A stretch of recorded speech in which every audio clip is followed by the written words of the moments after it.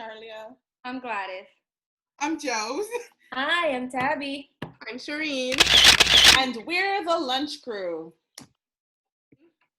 Yeah, so we decided to do this program, if you may, or like a little talk show, because we want to just share, with you how we support each other. We want to share, some of our feelings, just a medium for us to just kind of talk as girls. And how we came about with this is we are all co-workers. We actually all teach together. And Tabby, Gladys, and I, we were on third grade. We used to have lunch together. And Joe's was fourth grade, but she was just, across the room. And we kept on inviting her, hey, Joe's, come over, come have lunch with us sometime, until eventually she came over. Shireen was around the corner. We kept on taunting her, telling her, hey, come have lunch with us. But she already had her official lunch crew. But we didn't, we didn't stop taunting and haunting her until eventually she came over too, and she gave us a few days per week, which we really, really, we love.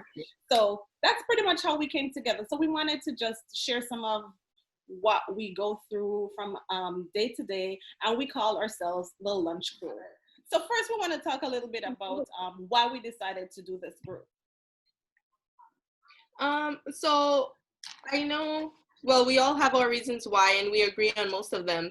But one thing that stood out for me, like just during this time of remote learning and remote teaching, we missed that chance that we had to really have the conversations that we had during lunch that kept us going throughout each day and kept us going just throughout the week in general. So this gives us the opportunity to have that time, but it also gives us the opportunity to share it with you as well, because the conversations that we have, it really helps us deal with the moods that we might have, and it brings us to better places. And I know it's hard now during the time, and we want to make sure that you're in a better place as well.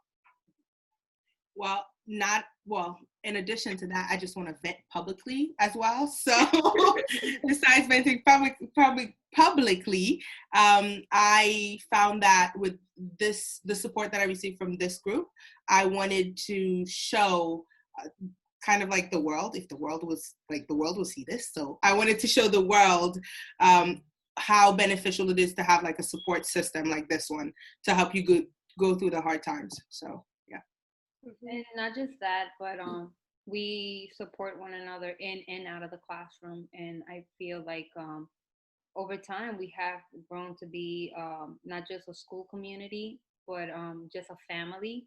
And we are there for one another. And I feel like it is good to share that with the world, how supportive we are of one another in the good times, the bad times, in the school building, outside the school building. And we're a family. Yeah. Yeah, I completely agree with everything my sisters have said. I find this to be a very safe space where we can talk about anything. And I mean, I'm home remotely with a 10-month-old, and my personal life and my work life, they are blurred. So this time that I spend with you guys is very, very precious to me, to just take a moment to pause and just talk. Just talk with you. Yeah. And there's this saying, you don't know what you got till it's gone. And it was so prevalent in this time, because I think we took for granted the lunch, our lunch crew time, so to speak, because we knew we had it every day, or almost every day pretty much, and we depended on it. But now that we're remotely teaching and we don't have that scheduled in our days, we have seen, each of us have expressed, how it has affected us. And just like the girls said, we wanted that medium to just kind of bring that back and to share with others, not just teachers, people of other professions, just understand that it's important to have something like this. It might not be at lunchtime, but whatever time you can find, just make time for something like this at all times.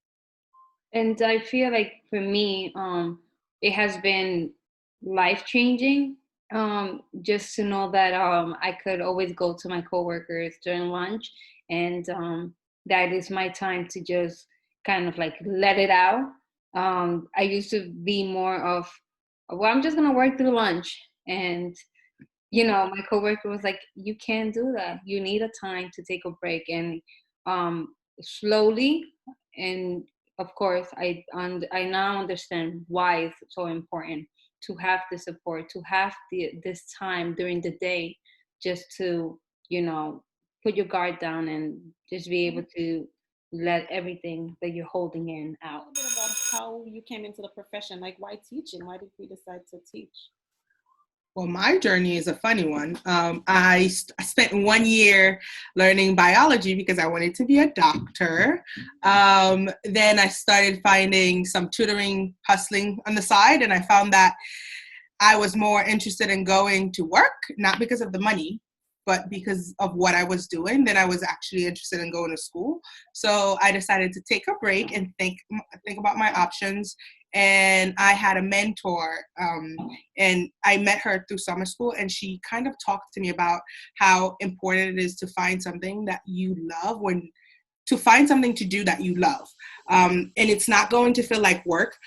Regardless of how hard it is, you will want to be in that space. So this is how I kind of swiftly moved away from biology and into teaching. Yeah.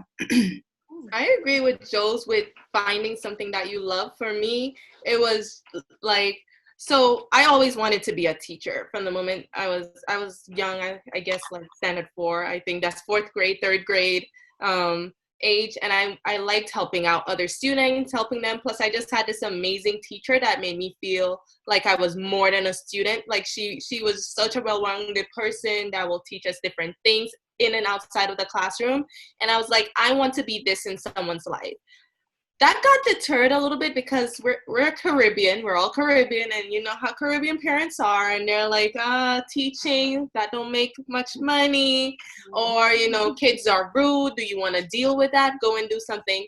So like Joe's, I went into the health profession field, and I was a nursing student for 3 years, and I hated it. I hated being in the hospital. I hated how the hospital smelled. And I'm a good student, but one of my last classes, just one class, I failed, and I was like, I'm good. Like I'm done. And then, you know, I had to take time off too and say, this is what I truly want. I'm not going to listen to what other people think. This is what makes me happy, and this is what I'll do. And I'm so happy that I made that choice because I've never been happier with a job. So. Yeah. For me, it didn't take a long time for me to get into this field, but I always knew I was going to be a teacher. I always was the young girl, always had a blackboard with chalk and everything. And I would just put it in front of my teddy bears and I'll be teaching. And my grandmother would come into the room, and I was about 5, and she's like, what are you doing? I was like, I'm teaching my class. And at first, I always used to tell my grandmother as a young girl, well, I'm going to be a doctor because I always want to keep you healthy. But as I got older, I kind of understood I cannot run away from what I'm meant to do and what really is a passion to me. So I didn't go into nursing. I didn't go into being a doctor because I knew it was not the field for me. I always knew that I was meant to be a teacher in a way, and I love it. I cannot, even on the toughest day, and there are some pretty tough days, I come home and I'm happy because I just start smiling about what I'm doing. It is a very rewarding profession, and I feel like it makes me happy, and it's not a job because what I'm doing is what I love and what I enjoy doing. Yeah, similar to you guys. I didn't start out teaching. I graduated high school and I was like, I'm going to be a doctor. I'm going to be a child psychologist.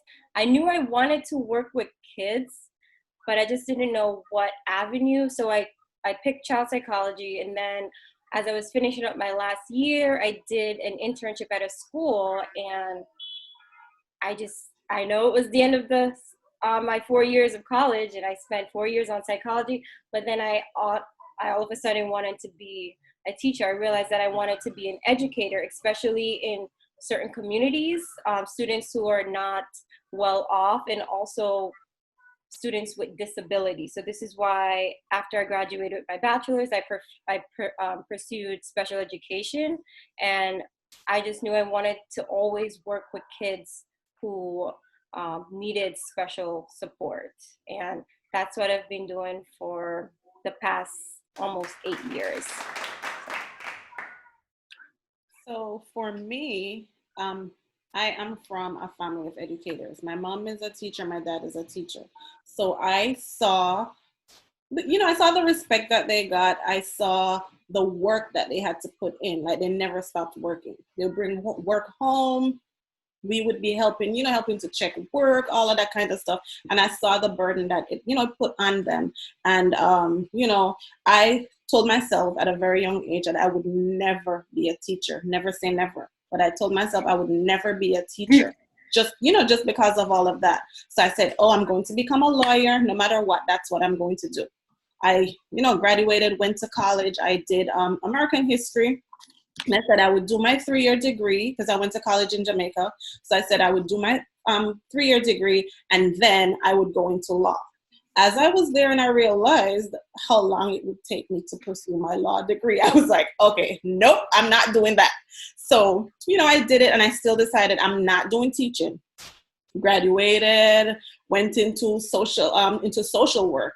Loved it. I was working in the communities, all of that. But, everything ended when I migrated. When I migrated, I still came over here, started to dabble in finances and real estate. Trust me, I was trying to do everything to steer away from teaching until, lo and behold, an opportunity came up and I decided to go into teaching. And I can truly say this is my passion. It was my calling. I love what I do. Like, I have a natural love for what I do. And, it's just in my blood, I guess. So it just came naturally. So I feel fulfilled every day when I get home, even though I'm stressed and I, vent to these ladies and vent to my husband and, to my sisters and all of that. But I love what I do.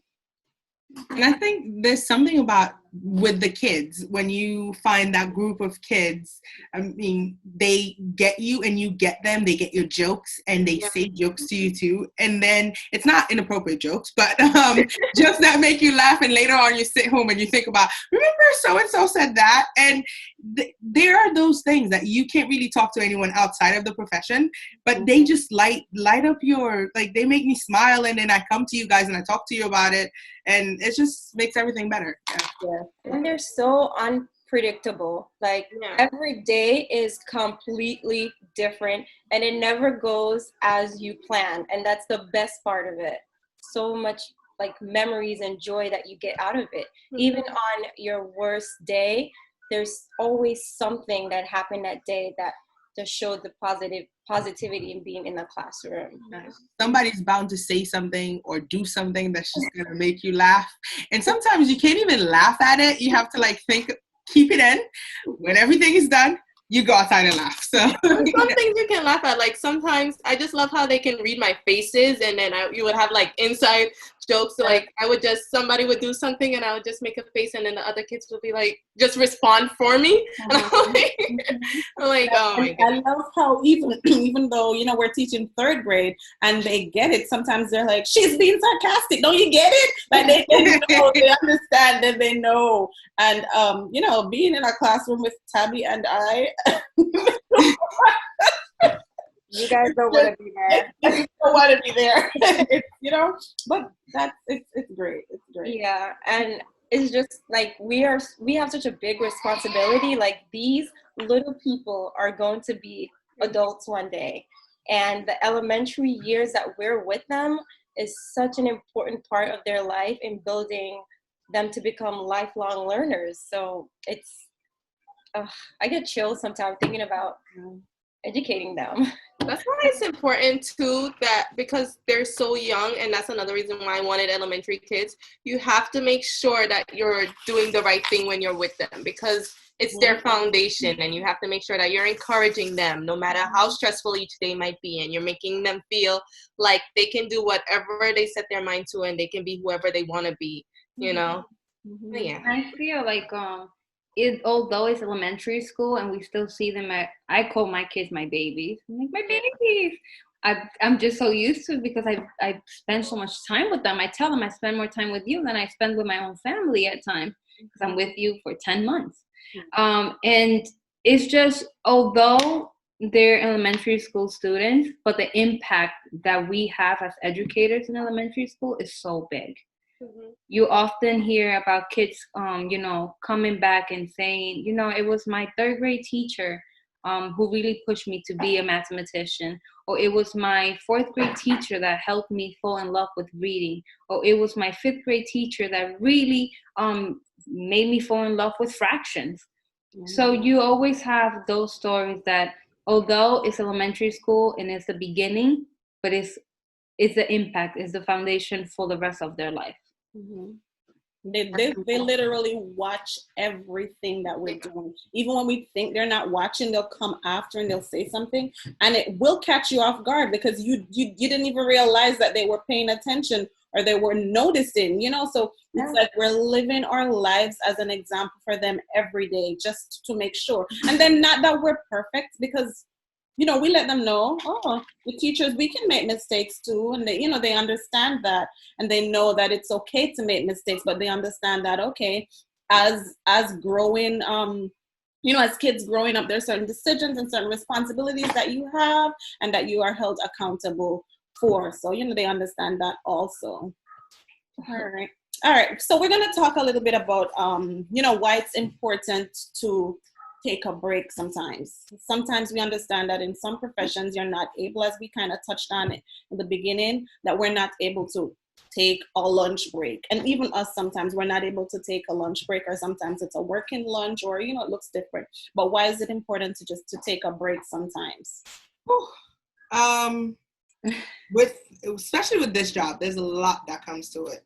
And a lot of the frustration when we get it, I feel like you have to bottle it up and deal with it later. You cannot, they know that we're human, but you cannot let your emotions get in the way of what you're doing. So it is helpful to have someone that you could sit and vent to and say whatever you want to say to, and then feel and just take a breath after.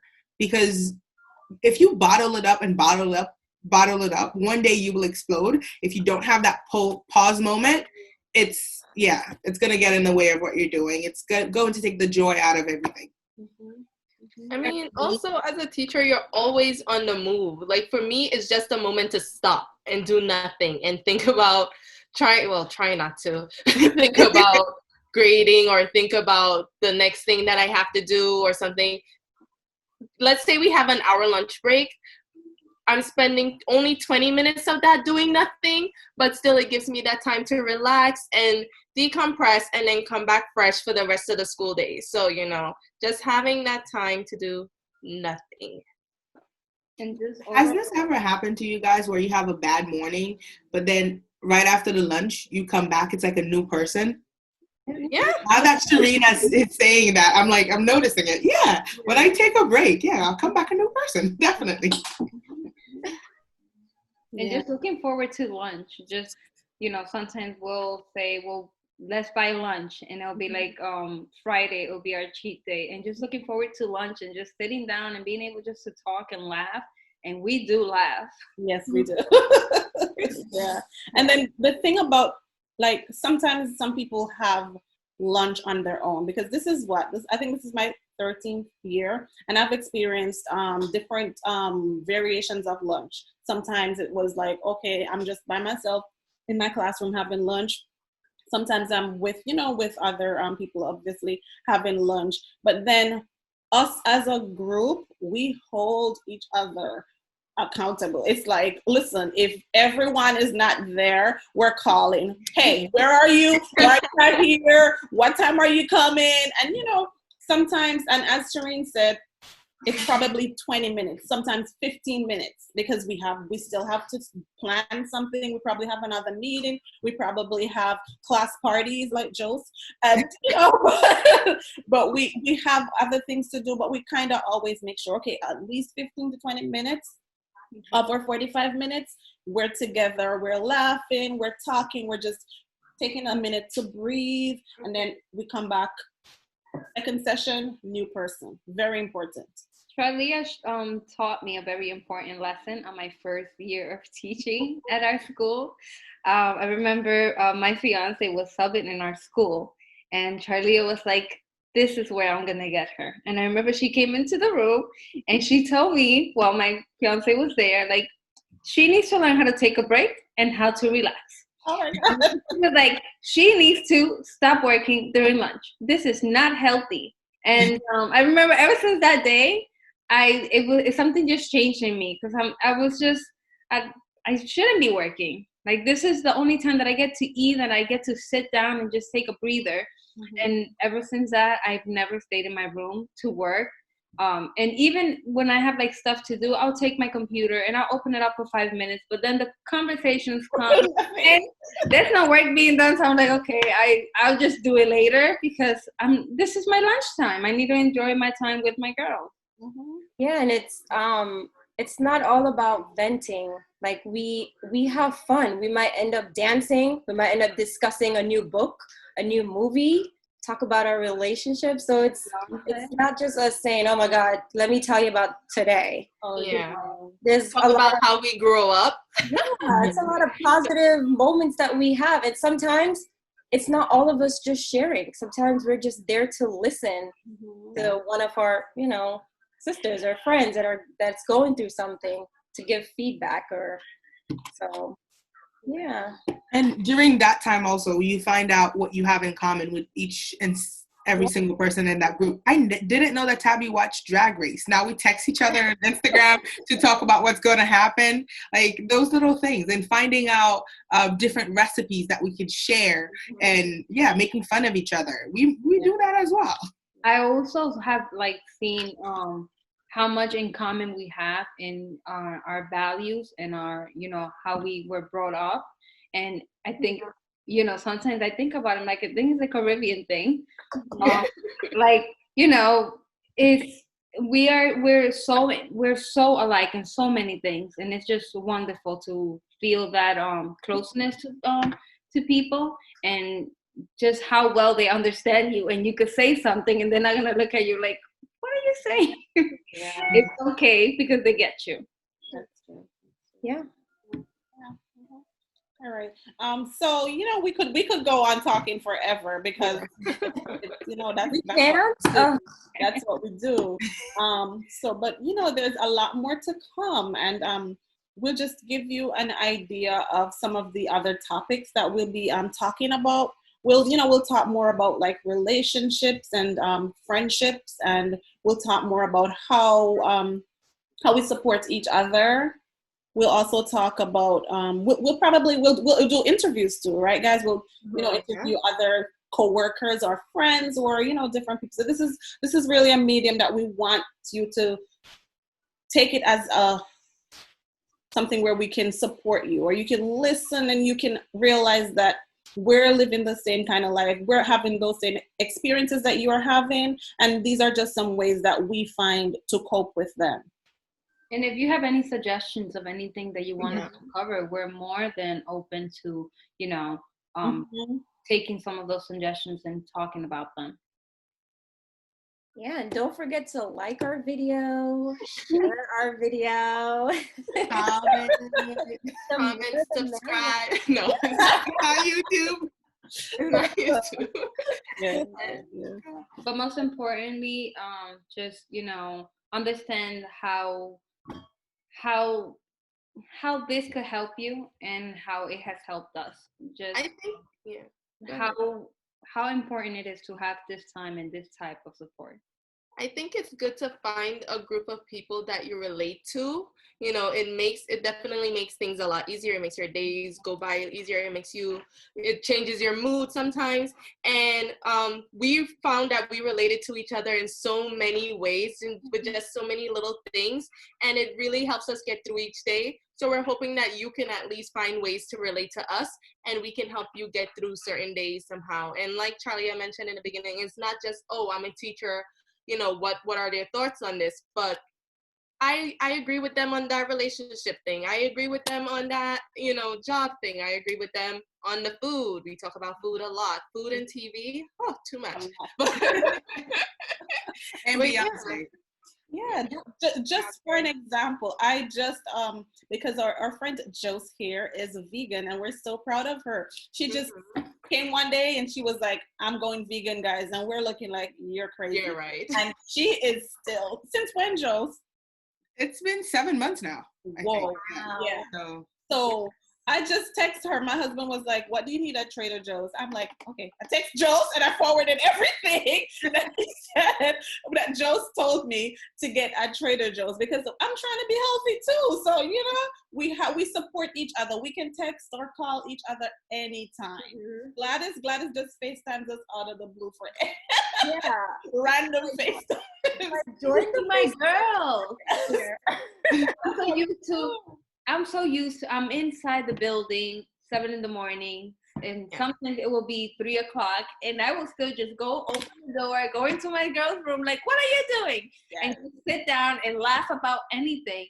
And it lately, you know, just remote teaching overall, not seeing my girls has impacted me in a way that I thought never. I'm like, wow, I'm really miss these girls. Like, I cannot imagine a day goes by that I won't speak to them. So, you know, like, and then it keeps me level-headed to have a group chat with them, to be able to have a group FaceTime with them, to call them. So, yes. All right. So you'll be hearing and seeing more of us. So we hope you enjoyed our first video. Bye, everyone. Bye. thanks for watching. Don't forget to like the video. Don't forget to share.